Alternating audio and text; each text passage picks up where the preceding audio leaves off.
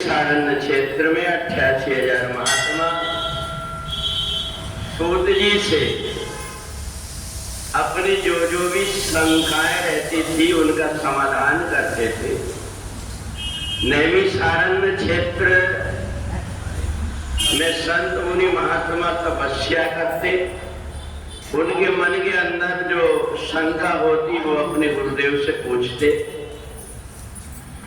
एक बार सूत जी ने शौनक आदि ऋषियों से कहा कि हे ऋषियों, तुमने जो पूछा है कि कार्तिक के महीने में भगवान विष्णु के ऊपर जल चढ़ाने का क्या महत्व है, तो सूत जी कहते हैं कि एक समय सारे दानवों ने देखा कि देवता इतने प्रसन्न रहते हैं और हम हर समय संघर्ष से जूझते रहते हैं, तो इन देवताओं के पास में ऐसी कौन सी दौलत है जिसके कारण ये हमेशा आनंदित रहते हैं, सुख से जीवन जीते हैं, और हम आपस में कलह में पड़े रहते हैं। उसी समय पर शंखासुर नाम के राक्षस को पता लगा कि इन देवताओं के पास में मंत्र है और ये मंत्र ऋषियों ने अपने अपने को लिख करके रखे हुए हैं। तो शंखासुर ने मन में विचार किया कि क्यों ना इन मंत्रों को ही नष्ट कर दे, ताकि ये देवता ये भी हमारे जैसे भ्रष्ट हो जाए, ये संध्या पूजन इनकी छूट जाए। ऐसा मन में विचार करके शंखासुर ने उन वेद मंत्रों को चुरा लिया। देवता जब हाय हाय करने लगे, इधर उधर चिल्लाने लगे, तो इसने पानी में उन सबको फेंक दिया। जैसे ही पानी में फेंका, देवता बड़े चिंतित हो गए कि पानी में से इन वेद मंत्रों को कैसे निकाले।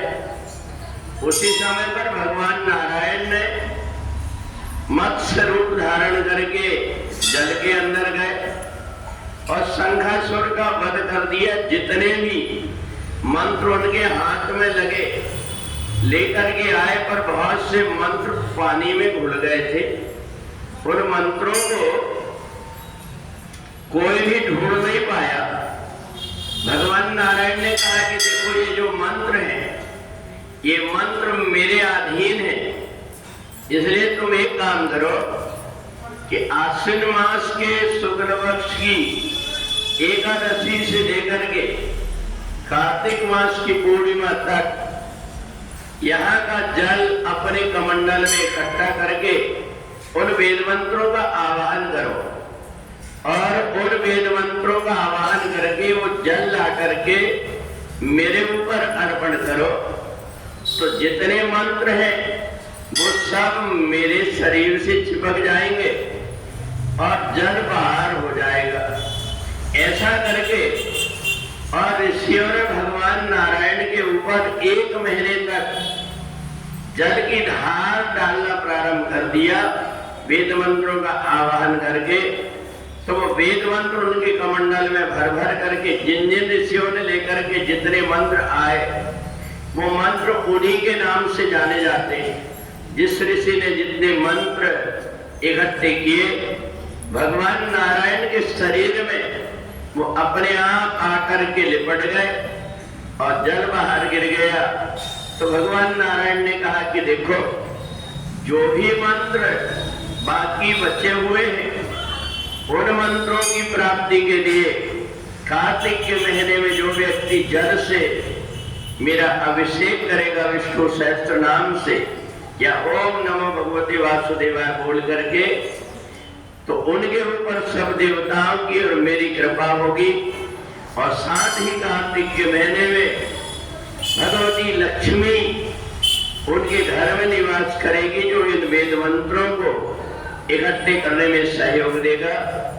तो पानी दूर दूर तक फैला हुआ था, इसलिए कार्तिक के महीने में हर समय तीर्थों का आवाहन करके और उन वेद मंत्रों को इकट्ठे करने का काम कार्तिक के महीने में हुआ।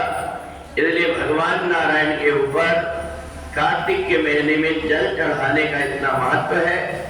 और जो भी व्यक्ति कार्तिक के महीने में प्रातः काल स्नान करता है, सूर्योदय के पहले उसके शरीर को भी वेद मंत्र पवित्र कर देते।